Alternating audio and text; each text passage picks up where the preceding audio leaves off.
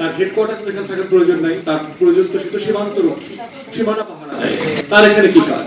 আমাদের নৌবাহিনীটাকে আপনি উপকূলীয় অঞ্চলে ট্রান্সফার করে ফেলতে পারেন। এইরকম ঢাকার দেখবেন 40-50% এলাকা এমন এমন রাষ্ট্রীয় প্রতিষ্ঠানের কাছে আছে অথবা তারা এখানে ব্যবহার করছেন। এইটা সরিয়ে ফেললে দেখবেন ঢাকার একটা বিশাল জনগোষ্ঠী খালি হয়ে যায়। এটা একটা ওয়ান ওয়ে যে আপনি ঢাকাকে কিভাবে স্পেস পাবেন, এখানে ডিপপুলেট করবেন। দ্বিতীয় একটা বিষয় হচ্ছে ঢাকার, সেটা হচ্ছে 10,000-এর উপরে ছোট বড় গার্মেন্টস আছে। একতলার গার্মেন্টস, দোতলার গার্মেন্টস, অথবা দুইটা প্লট, দুইটা ফ্ল্যাট নিয়ে এখানে গার্মেন্টস করেছে। এই 10,000 গার্মেন্টসকে আপনি ইজিলি মানে সিস্টেম্যাটিকলি ট্রানজিশন দিয়ে ঢাকার বাইরে নিয়ে যাবেন। এক্সপোর্ট প্রসেসিং যে জোন আছে, আমাদের ইকোনমিক অঞ্চলগুলো আছে, সেখানে নিয়ে যাবেন। তো 10,000 গার্মেন্টসে আপনি কত লক্ষ মানুষ কাজ করেন? ঢাকার পপুলেশনের প্রায় 35-40% হচ্ছে ভাসমান, যেগুলোকে আমরা বস্তি বলছি।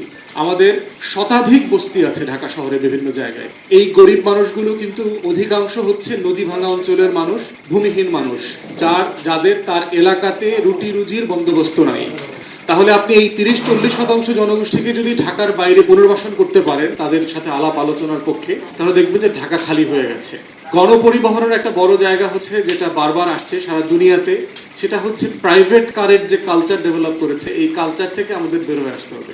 প্রাইভেট কার কোনো রাষ্ট্রের যানবাহনের সলিউশন হইতে পারে না। আমি লম্বা সময় লন্ডনে ছিলাম, আমরা দেখেছি যে আপনার একটা কিভাবে কম্প্রিহেন্সিভ ট্রান্সপোর্ট মেকানিজম ডেভেলপ করেছে।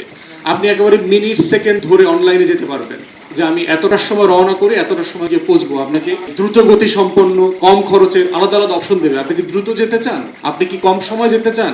আপনি কি কম খরচে যেতে চান? আপনার অপশনটা আপনাকে দেবে। কেউ আছে আমি অল্প খরচে যেতে চাই, আমার সময় আছে। কেউ আছে আমি টাকা বেশি খরচ করবো কিন্তু আমি দ্রুত যেতে চাই। তো সেই ধরনের একটা কম্প্রিহেন্সিভ ট্রান্সপোর্ট সিস্টেম ডেভেলপ করা দরকার। পৃথিবীর বহু মডেল এখানে ফলো করা যাবে। ইন্দোনেশিয়ান মডেল ফলো করতে পারেন। ভারত ভালো মডেল না আমাদের জন্য। তারপরে সাউথ আমেরিকার অনেকগুলো দেশে ভালো মডেল আছে, তারা এই ধরনের সিচুয়েশন থেকে কিভাবে গত 20-30 বছরে উঠে আসছে। ইভেন পাকিস্তান, আপনার লাহোর, ইসলামাবাদের বড় বড়, করাচির বড় বড় শহরগুলোতে তারা গত 10-15 বছরের ডেভেলপমেন্ট ওয়ার্ক করে ট্রাফিক জ্যাম কিভাবে সাবস্ট্যান্সিয়ালি কমায় নিয়ে আসছে।